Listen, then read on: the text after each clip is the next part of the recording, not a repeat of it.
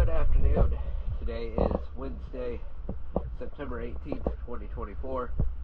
I am here at Lamb's Yacht Center, and this is a after video for Shohola. Before I show you the hull, I'm going to go ahead and name off all the zincs you have.